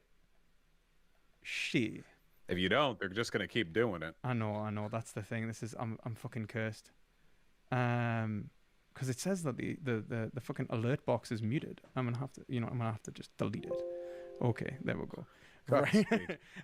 But yeah, like These are honestly, debate tactics. You're trying to distract me. I see through your game. yeah, absolutely, man. Like, Typical moral realist shenanigans. 100%. It's all a rhetorical tool. Like, what I'm trying to express really is just that, look, like we can build a system that's objective and like doesn't fall to these like problems, that's necessitated. And if we can do that, then it's fundamentally better founded than I don't think it's fundamentally better founded. I would just think it's delusional. But how? Why? I think, in what way? I think this conversation has been, if anything, an indication that moral realism can assign to a person an unfounded level of confidence in the veracity of their positions. I like the world that I live in, by the way. Everything that I advocate for is derived entirely from my completely subjective opinions about how the world should be. And if anyone disagrees with those opinions, I can just ignore them or call them an idiot. It's way the fuck better than trying to somehow extract objectivity from a fundamentally subjective frame of reference, you know? Well, no. Well, like I would absolutely disagree, especially since the frame of reference can be metaphysically objective. You know, like we could understand reality as separate from ourselves, which is why we're allowed to engage in stuff like science, and science itself is objective from individuals. So unless you think science is subjective, and like history, of course. See, this is the issue. Like I'm the one that's the fool for saying that science is objective in this conversation, and I think that's like, how am I the one with the bad take when you're saying that, look, it's a matter of preference or a matter of taste whether the sun is when it takes 8 minutes from light to go to the sun, like of course sun. If you get into like mathematics, then you find that like things boil down to like highly subjective. Isn't epistemological mathematics literally like a field of study? It's not to derive some sort of realist truth about it either. It's like there are some common understandings of mathematics that we can't arrive at like fundamental assertions about it. It ultimately does come down to preference. But if everybody's working on the same set of preferences, then math continues onward. That's the nice thing about math and language. It doesn't matter if it's real. All that matters is that we all believe it is. And as long as we all believe it's real, world keeps on turning. Well, this is the thing. Like, one, then there's two things to be said. One, I think that in terms of maths and language, if it functions like a language, then I would basically reference. You said Wittgenstein, so I'm assuming that you're taking that position. I would say that I would reference someone like Robert Brandom on inferentialism, where he says that the existence of P implies the possibility that P actually obtains. And in modal logic, this is what's called the necessitation rule. It's like the fact that logic actually can apply to reality. If we disagree that it does, then logic doesn't function anymore. So I would say that it can, but we agree upon what logic is and looks like, and the agreement we've made seems to work pretty well for us. So I don't see much of a reason to change it up, Well, no, it's not even like an agreement. It's the fact that we have to accept that it, like you even said, like as long as we believe that it is real, then it functions. In which case, let's just assume that belief is necessitated. Then in which case, then you necessarily have to take a realist position and not an anti-realist position from the very fact that you said, as long as we believe it is real, then it functions. Yeah, we have to treat it as real, So but I don't think it's actually real. So then, in which case, why are you grounding everything in subjectivity? If everything is, and why are you presupposing axioms? If we must treat it as real, you're treating it as not real. You're building it upon an emotive base. No, I'm treating it as real. In my day-to-day life, I don't really talk about the subjectivity of mathematics or numbers that much, but yeah, obviously, at the end of the day, it comes down to an incredibly complicated set of subjective preferences that people have collectively arrived at. But like, let's look at like some of the and if you agree that it's collective, then it's like socio-politically relative. And what I would say is that in terms of like veganism, for example, or socialism, I would say that both of these both of these positions are instantiated in relation to the ethical principles in which our society holds dear. Like we care about individuals, we care about animals, and we want to maximize the subjectivity of all involved. And I would say, like, if that's the case, but we could change that if we really wanted to. What, like radically? Yeah, maybe we could radically reinvent it, but then you'd have to say like why, and like none of that, like, or it would just have to happen, like regardless. Because they want to. Yeah, but you said that you want it to function, don't you? Because you said that as long as things like function the way, like it's good that they function the way they do. Yeah. Well, I mean, I don't like the way society is generally, but it's good that we form collective assumptions about first principles or about logic or about mathematics that benefit our collective understanding of the world. But yeah, if we wanted to imagine a civilization that didn't care about animal rights, for example, didn't think they were even conscious, then if they arrived at that position, I would think that's wrong, but I couldn't like objectively argue them out of it if they but I think really wanted to. What I kind of hate about this is just the idea of you using words like, for example, when you use a word like benefit, and there's no like when you say that word, it doesn't actually mean anything unless it has some sort of like expressible idea, right? Like you could otherwise be going like, oh, you know, when we blah, and then that's it, right? Like it's like, and then you know, you well, just if you want to get really reductive, when I say something benefits society, what I actually mean is it makes me happy. Well, this is the thing, and but even understanding what makes you happy is an assumption unless you're able to ground that, which would be why egoism has to be objective and not subjective, right? Like, no, it's an assumption, and it is subjective. I'm assuming what I want. But no that man doesn't can make know it, their own mind, right? But that means that it's not necessarily what you want. So it's not necessary. So why would you call it that? You just say because it's what I think I want. But all we can do is say what we think we want. I mean, nobody can actually know what they want. We can only know what we think we want. Everything we know and believe is filtered through our ability to understand ourselves and the world around us.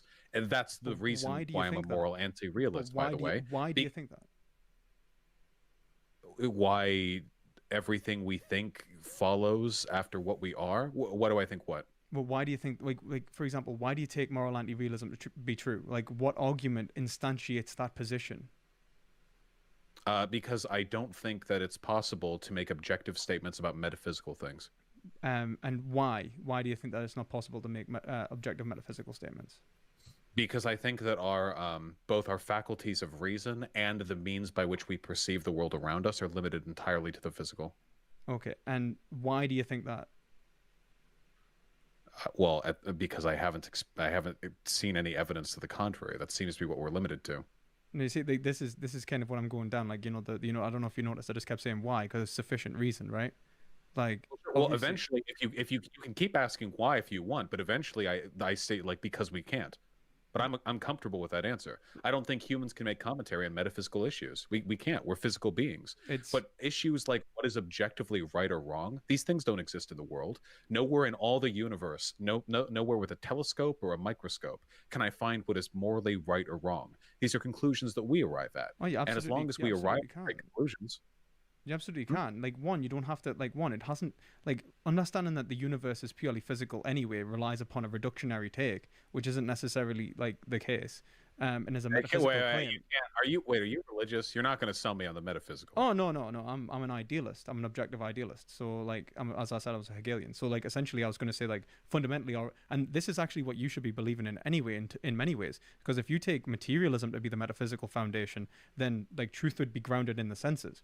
If you don't take that to be the case, then you'd say that truth exists in like individual participation in understanding reality.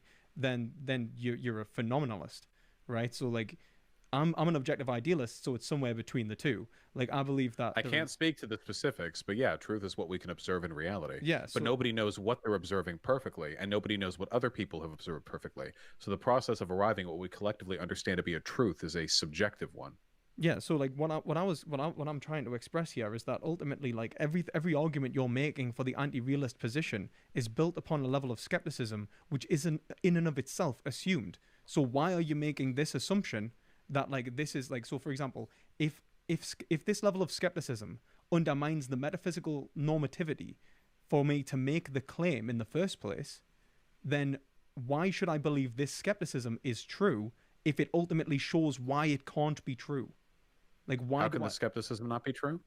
well, like, so for example, like the skepticism itself, like Fourian skepticism, for example, like if I just start like basically being skeptic about everything, like Descartes' evil demon, I ultimately undermine my reason and my understanding of reality, which means that the argument itself and my understanding of it is also undermined. So I've been so skeptical that I've destroyed my own skepticism. Yeah, but you can be skeptical of that too. This Didn't is the think of thing. that, Yeah, did you? no, but it's an infinite regress, isn't it? So there's no like ultimately, in There's which no case end. this is No, actually, no, you can't. There's no answer. well, there You is can't there arrive at it. no, but this is exactly what Kant talks about, and he understood this like what, like Yeah, 300 fuck years Kant. ago. Yeah, but 300 years ago he understood that Yeah, there he was was a wrong whirlpool. 300 years ago. Well, Sucks to be Kant, huh? some ways he was wrong, but in this way he's coming to the same conclusion as you. So I wouldn't necessarily like, throw him under the bus. Like, essentially, he was saying that you end up in a whirlpool, like of essentially not being able to understand reality. Like you end up losing any grounding. Now he says then you basically have to accept reason and logic functions. Now I would say that that is necessitated as well. That there is no getting around that. Even for the argument to function in and of itself, it won't function unless you accept it. It's like trying to talk yourself out of words, and that's why even someone like Wittgenstein says, "Look, it's the way you think. It's the very thinking itself. There is no getting away from it, and so we have to accept reason. And if we have to accept reason, and we can build arguments from reason, then we can essentially necessarily and sufficiently We can ground. accept. I disagree. We can accept a reason. We can accept something we've cobbled together. I don't think there is a pure reason. I don't think there is some sort of objective understanding of this from which a greater understanding of these issues can be derived. I think that our reason, our faculties of reason, at the end of the day, are almost in a Platonic sense, a copy of an ideal. That somewhere in our imaginations there is a perfect reason, but what we have is flawed. Oh, I And completely that's agree. I what we're completely agree. always going to be stuck with. Oh, I completely. You see, I don't think so. I think that ultimately, by accepting that, like P, for example, always must, obtain P, doesn't mean that P is exactly what it is, right? Like it's like we must accept like the law of identity, and so on, right? Like classical logic to some degree. And if that's the Well, case, wait, we can accept it. We can accept it because it provides positive utility for us. no, I think I would. We don't have to understand the universe. We would- only have to convince ourselves that we do. You see, I would disagree. It's not that we have to accept it just because it provides positive utility, because positive utility is like even in the way of being words or concepts that would be unavailable to us until we actually accept like this logical function. Like it's not something. It's the very thinking in which we engage in, right? No, I think people are capable of intuitively making decisions about what they find right or wrong, even if they don't have a foundational understanding of epistemology, just because they can basically assign like what makes them happy, or what do they derive pleasure from. And in that instance, I think people are perfectly capable of forming some cobbled together half-assed reason and convincing themselves the universe works a given way. And as long as that makes them happy, I think that's just fine. I accept that. See, I wouldn't.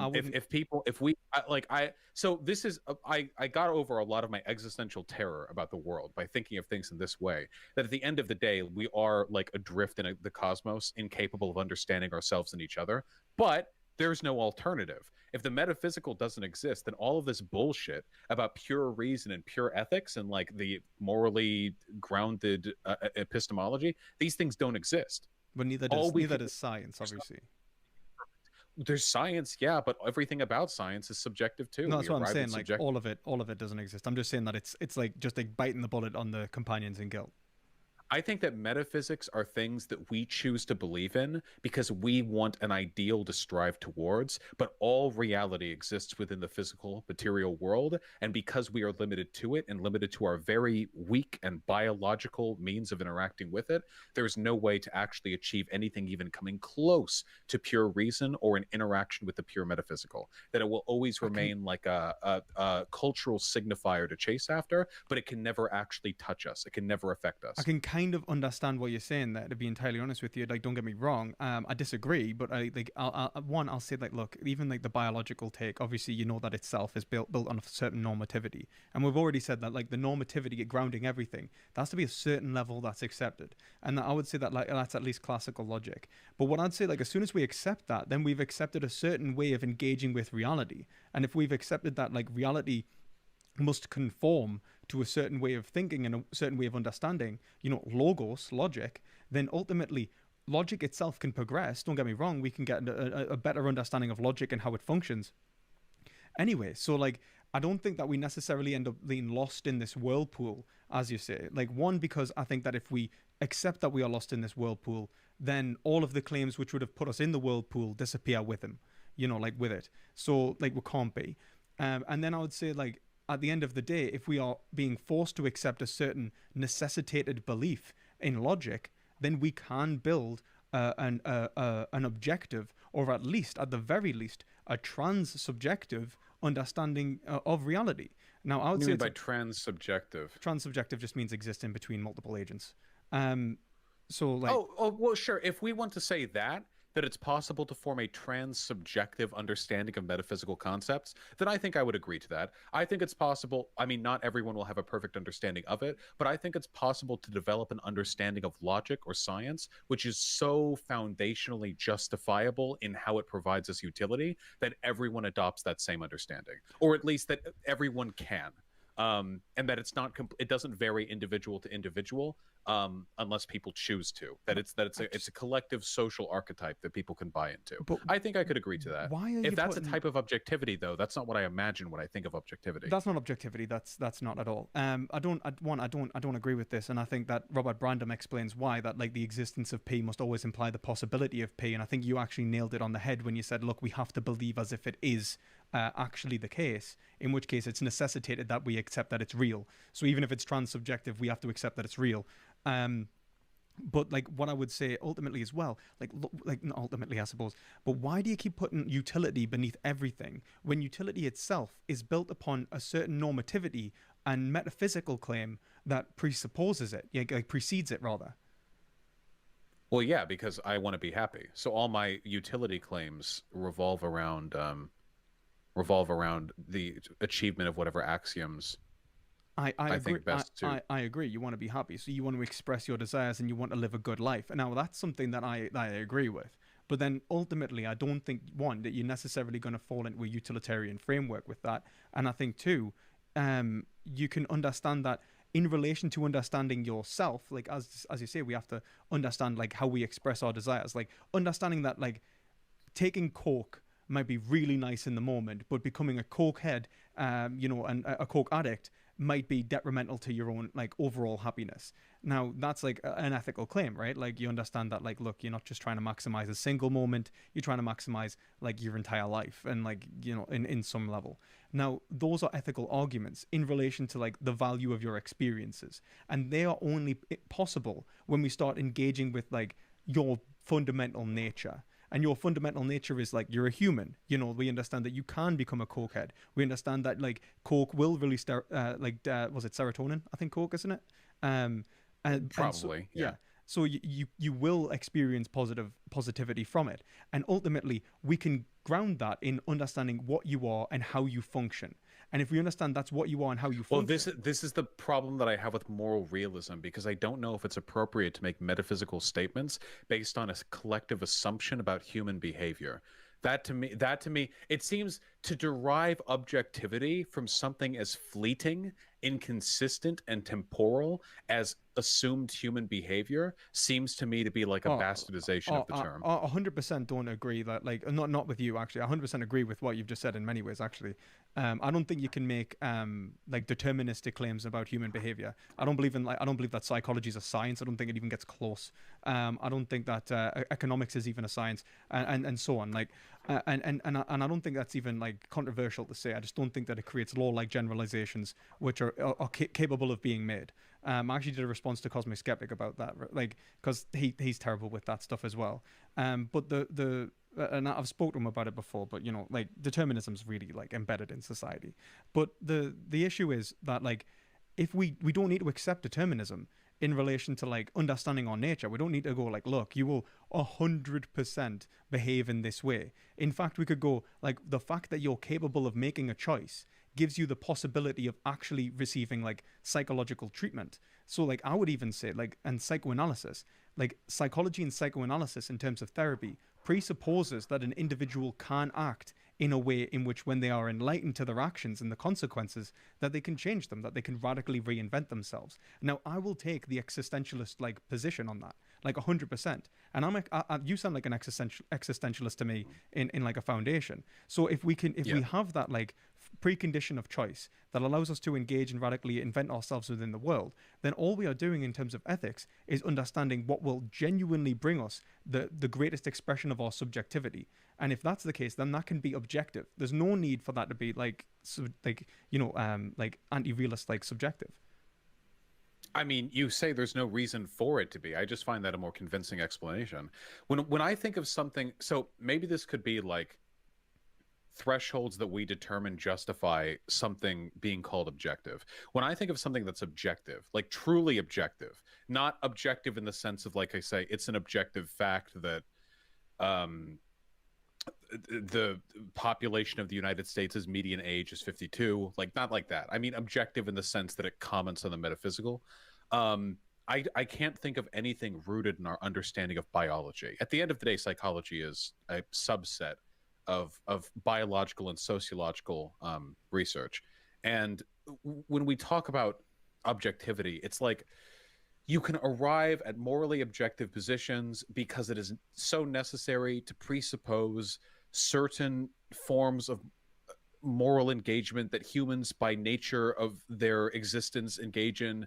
And I think those things are true, but the most you could arrive at the end of all of that is that we can arrive at moral objectivity for human beings. But is that metaphysical? And I don't even agree with that, by the way. But the most we could arrive at there is objectivity for human beings.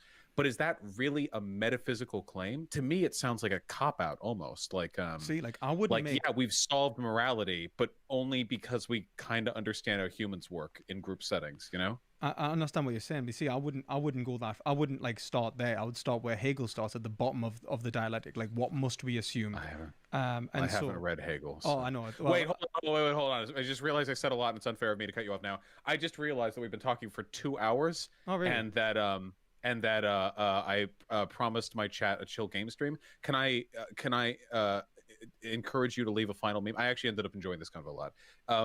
A final meme, and then we'll have to part ways so I can beat Bloodborne or whatever. Yeah, absolutely. So, like, fundamentally, I'll just say, like, when we engage in ethics, we don't need to make like assumptions in relation to like certain like collective human engagement. Like, what we can do is understand what is necessary in terms of logic, and then what can be built off that sufficiently.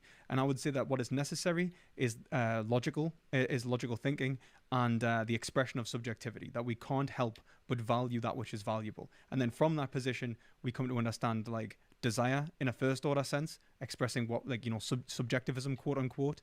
But then subjectivism leads us to an understanding that we try to express subjectivity in an objective way, in a way that is able to overcome epistemological flaws and express you know, our desires in the greatest possible way, express the greatest possible freedom. And I'd say that's, you know, very much available in a Hegelian framework. And if you want to understand that better in a very clear and easy way, check out Alistair McIntyre's After Virtue. It's on Audible as an audiobook. I understand people suffer, like, obviously from struggling to read and stuff. So do I. I've got dyspraxia. it's absolutely doable. So yeah, thank you for the conversation, and I genuinely hope that you go vegan, and you promote doing the right thing. I promise to say I promote veganism. I can't make any promises with my personal behavior. We're getting pretty close to lab grown meat, aren't we? Or like at least really, really good fake meat. Closer and closer, but ultimately, like it's not really like achievable like en masse yet, and it's also still requiring Not like yet, no. animal cells for like each culture to be grown. I don't know if we've even established a permaculture yet, so it's like constantly biopsying an animal and Well, stuff. I tell you, what we really need is good vegan. We have okay vegan butter, I think. What we need is good vegan cheese. That's what we need. Honestly, I could live without meat, but butter and cheese are necessary components in a lot of incredibly good food. So if we could get really good replacements for those, you know, if you get the chance, it's a proper gourmet version. Like, don't get me wrong.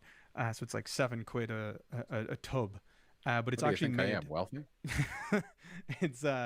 It's actually made from my area. It's like quite a small business. It's called Tyne Cheese.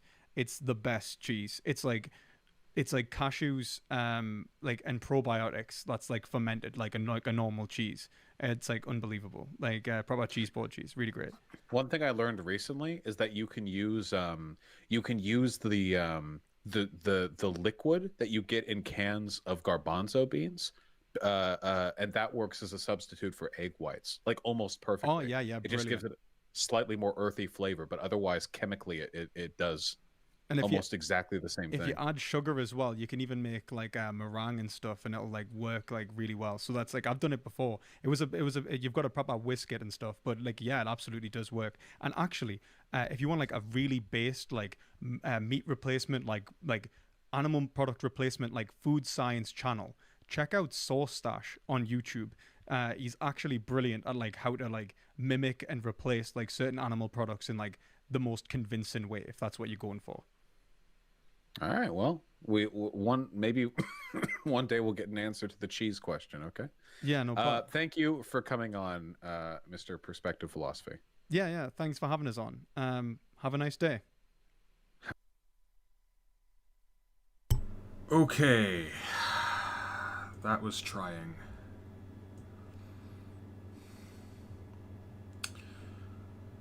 So,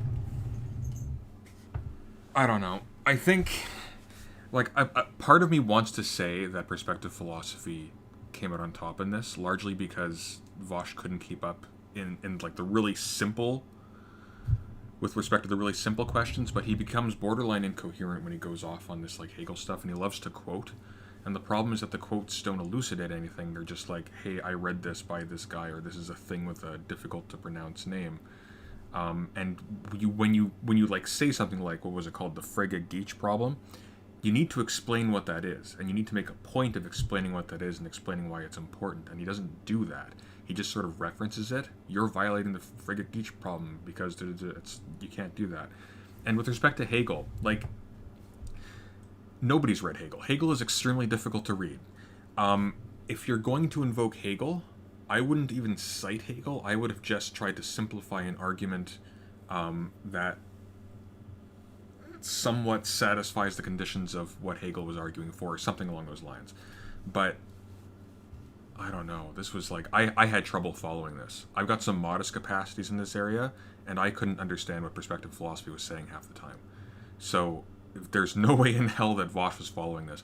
I think Vaush is very good at sort of improvising a response when he doesn't actually understand what's being talked about in such a way that it seems like he's got a grasp on it. And Vaush isn't stupid.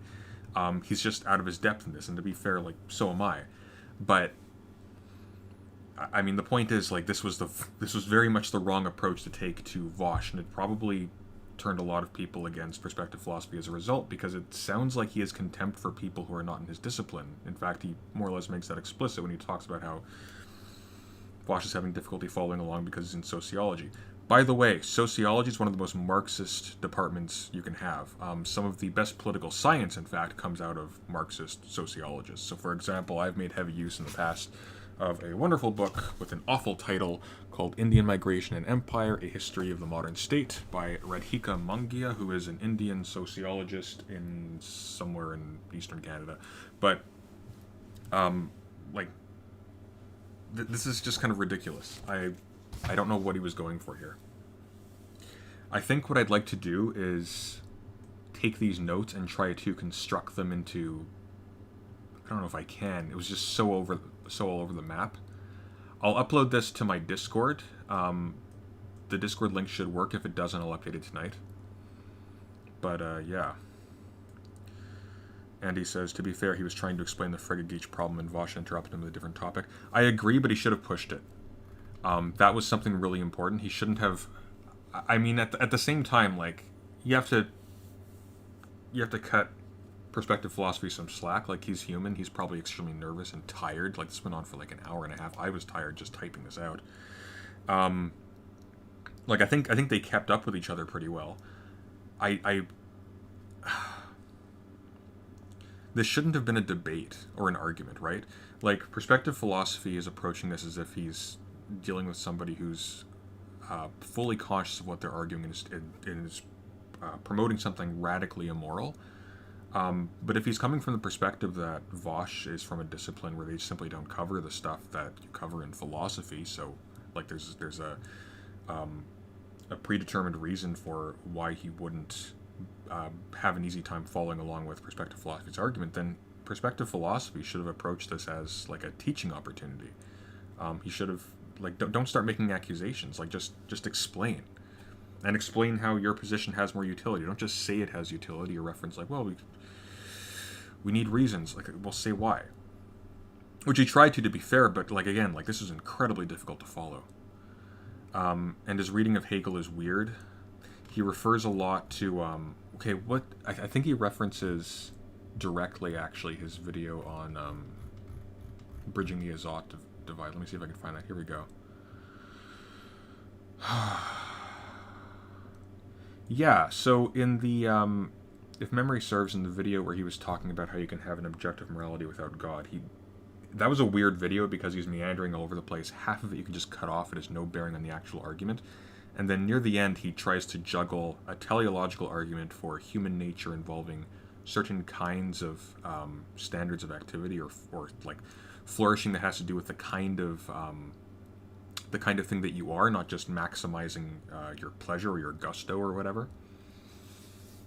But then he tries to, like, combine that with, well, actually, we can determine what is ethical by reference to aggregate pain in your life or aggregate pleasure, things like that. So he uses the example of the heroin addict there as well, where it's like you can have like a pleasant high, but afterwards, if you keep doing this, you're going to have a miserable life. But if Vaush is a consequentialist or something like that, or even a utilitarian, what you can do is just say, well, what if he just doesn't survive the high, right?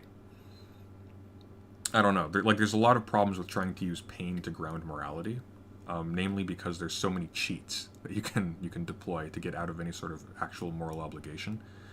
After Virtue is a terrible book, by the way. Terrible, terrible book. It basically relies on the exact same type of super low resolution condescension towards the Enlightenment that you see in a lot of reactionary writers, where it's like, here's the problem with Enlightenment thinkers with respect to morality. They all tried to do this, and it's like, no, they didn't. They all tried to do very particular, complicated things. McIntyre in particular falls afoul of Kant's critique, actually, in the Critique of Pure Reason, so that's kind of funny. But, yeah. Otto Eldari asks, Sunday, what is your position on veganism?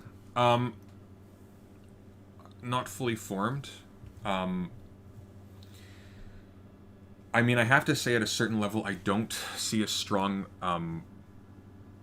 moral argument being presented here.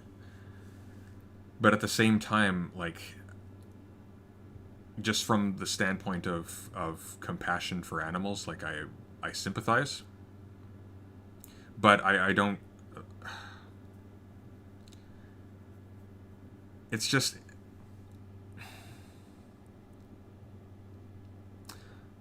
It's undeveloped. I'm not, like, settled on the question yet. Am I convinced it's, like, issue number 1? I'm not convinced that non-human animal suffering is necessarily equivalent to human animal suffering. And there's different questions as well, right? Like it's often treated as like a simple black and white thing. Do we eat meat or do we not? But one could make an argument that, well, I mean, like, for example, with respect to lab-grown meat, if you don't have an ethical problem with that, well, now suddenly there's specifically a kind of intellectual requirement for eating meat to be unethical. So do we apply the same rule to certain kinds of fish, or to lower forms of life like shellfish and things like that, or insects? And like other, like, for example, you may be charged with speciesism if you think that, well, only human beings matter in terms of whether or not we have a moral obligation not to use them as means and not treat them as ends as well. But I don't know. It's complicated, and I'm tired because I was watching this bloody debate for an hour and a half.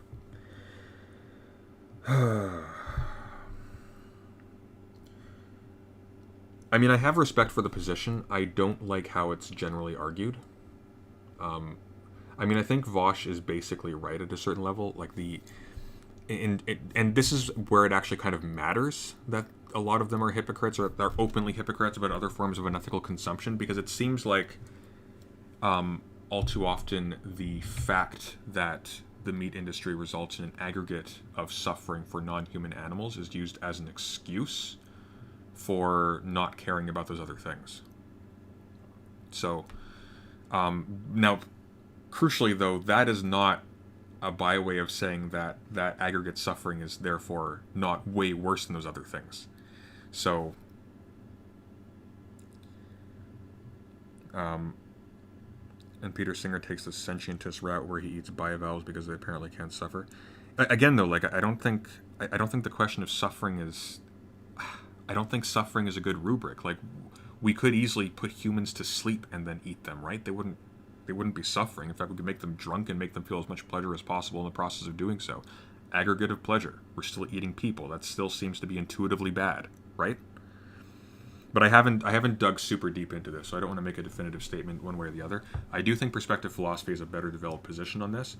I nonetheless, however, have a lot of sympathy with Vaush's stance on this. I don't think perspective philosophy was very convincing, especially when he tried to argue for objective morality. I think he became kind of scatterbrained, and I think he does become kind of scatterbrained and underdeveloped, because I think, frankly, he is. I don't think he fully understands what he's doing when he's deploying Hegel. His reading of Wittgenstein is bizarre. He doesn't understand Marx at all. As soon as you try, if you, yeah, no, he doesn't understand Marx at all. Morality is entirely a function of your class situation. It has nothing to do with any sort of with any sort of common human reason. It's entirely contingent on where you are in society, where your means of sustenance and wealth come from, things like that.